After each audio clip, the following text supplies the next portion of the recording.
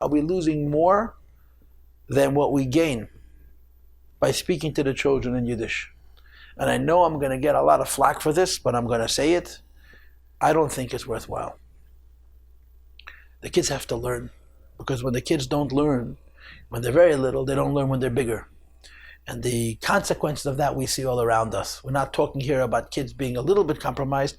In the big picture, the cost of holding on to Yiddish when it's not a spoken language. They don't speak, they don't understand the language. In other words, if you want to speak Yiddish to our children who come from non-Yiddish speaking homes, there's a very simple way to do it. To speak it in the halls. I went to Alateda as a child. We had children in our class who came from homes that spoke only English.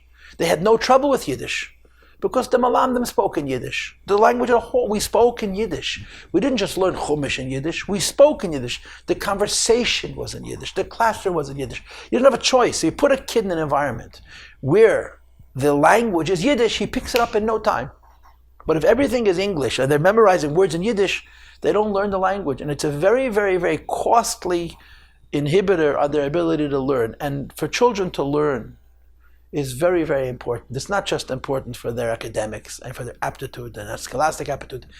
Ultimately, it's the get to the Yiddishkeit mamish. And I know this is controversial, and I know that I'm going to get flack, but you asked me the question, I gave you the answer.